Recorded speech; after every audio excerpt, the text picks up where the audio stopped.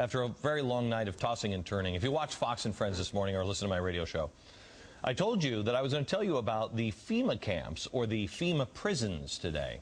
This is something that I snapped on the air because somebody called me up and said, why don't you talk about the FEMA prisons? And I said, can we just settle the FEMA prison thing? I don't believe in the FEMA prison.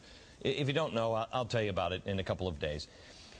I was going to talk about it today, but as I came in and did the show this morning, and then I went into my office and I was looking at all the research that had been compiled, and it wasn't complete. And I am not willing to bring something to you that's half-baked. If these things exist, that's bad, and we will cover it. If they don't exist, it's irresponsible to not debunk this story. We have an independent group on this program looking into it, turning over every stone. I am going to bring you this story. This program is not beholden. This is going to drive the conspiracy theorists crazy. Let me out. I have this. They're making me say this. Help. This program is not beholden to anybody. We answer to ourselves. I answer to me. I lost sleep last night worrying about this story, thinking about this story, and wanting to make sure that I got it right.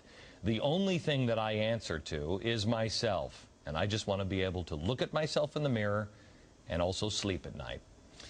The media covers lots of stories, but I don't think they ever put the pieces of them together. I mean, it is never ever know what anything means. All of the news is connected. It fits together. It fits together like a puzzle, and I want to show you tonight what it means. Trolling things.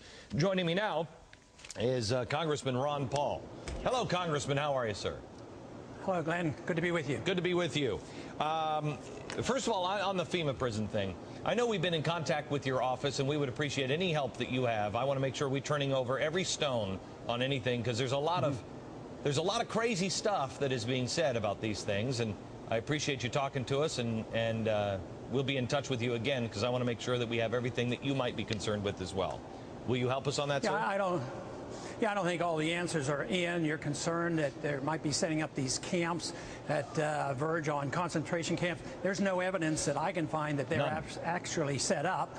But I think there's a justified concern, not just because of the legislation that has been proposed, because that piece of legislation doesn't have a lot of co-sponsors. It's not on the verge of being passed. But the atmosphere in Washington is what we have to be concerned about. Yes. You know, since 9/11, dealing with the Patriot Act and repealing the Posse Comitatus and the Insurrection Act, these are trends that are very, very bad, where personal liberties and civil liberties are not well protected.